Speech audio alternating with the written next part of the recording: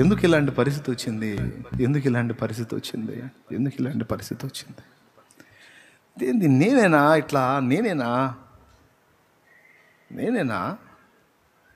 ఏమైంది నాకు? నా మైండ్ ఏమైంది? నా నియమం ఏమైంది? నా నీతి ఏమైంది? నా పరిశుద్ధత ఏమైంది? నా ఆలోచనలు ఏంటి?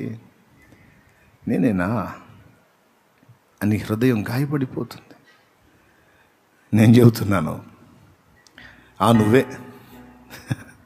నేనేనా కాదు, నువ్వేందో నీకు అర్థం అవటానికి దేవుడు అనుమతించిన ఒక చిన్న పరీక్ష. అర్థమైంది కదా? ఇప్పుడు తిరుగు ఆయన వైపు.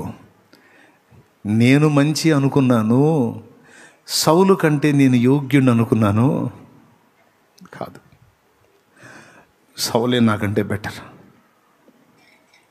నాకంటే బెటర్ ఏమో అనిపిస్తుంది దేవా. నిరపరాధి నీతిమంతుని రక్తమును చిందించిన నీచుండి నేను దేవా. సౌలుని విసర్జించి నన్ను హత్తుకున్నావంటే అతడు అయోగ్యుడు, నేను యోగ్యుడిని అనుకున్నాను. నా గురించి నా గొప్ప తలంపులు పేరుకుపోయి నేను అత్తాలో ఒక్కసారిగా చెట్లు కొట్టేశావు కదయ్యా. ఇంకా లేదా. అర్థమైపోయింది నేనేందో, ఎంత వికృతమైన వ్యక్తిత్వమో నాది, ఎంత అసహ్యుడనో, ఎంత నీచుడనో, ఎంత నీచురాలనో నాకు అర్థమైపోయింది. కనుక ఇక నా గొప్ప తలంపులు లేవు తండ్రి, ఏదైనా నీ కృపయే. రెండు సంగతుల కొరకు ఈ పరిస్థితిని దేవుడు అనుమతించాడని చెప్పాను. మొదటిది, నువ్వేందో నీకు అర్థం కావాలి. అతిశయించడానికి ఏ ఆధారం లేకుండా నువ్వు విరిగిపోవాలి. రెండవది, ఆయన కృప మీద ఆధారపడాలి.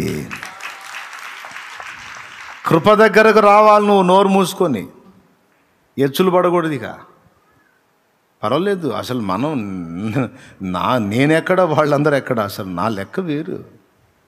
నేను ఎంత పరిశుద్ధుడిని, అంత పరిశుద్ధురాలని, నేను అంతా అనే డైలాగే నీకు ఉండదు. ఇక విరగ్గొట్టాడు పెడతాడు.